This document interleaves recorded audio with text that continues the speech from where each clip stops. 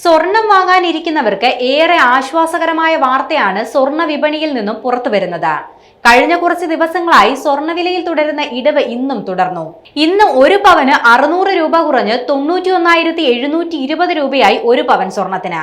1 gram സ്വർണത്തിന് 11,465 രൂപ നൽകണം. ഇന്നലെ 2 തവണയാണ് സ്വർണ്ണവിലയിൽ ഇടിവുണ്ടായത്.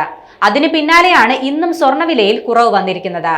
ഇന്നലെ രാവിലെ 2,480 രൂപ കുറഞ്ഞ് ഒരു പവൻ സ്വർണത്തിന്റെ വില 93,280 രൂപയിൽ എത്തിയിരുന്നു. അതിന് പിന്നാലെ ഉച്ചയ്ക്ക് ശേഷം വീണ്ടും വില കുറഞ്ഞു.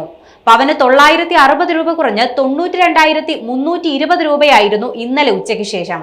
2 ദിവസത്തിനിടെ ഒരു പവൻ സ്വർണത്തിന് 5,640 രൂപയാണ് കുറഞ്ഞത്.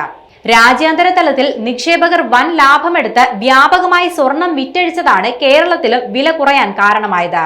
ഒറ്റ ദിവസം കൊണ്ട് ഇത്രയും വില കുറയുന്നത് സമീപകാലത്ത് ആദ്യമാണ്.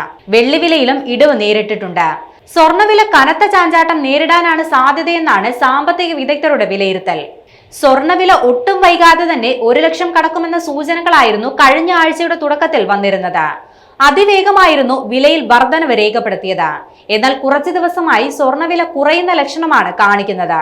തുടർച്ചയായി ഉണ്ടാകുന്ന സ്വർണ്ണവിലയിലെ ഇടിവ് സ്വർണം വാങ്ങാനിരിക്കുന്ന ആളുകൾക്ക് ഏറെ ആശ്വാസകരമായ വാർത്തയാണ്.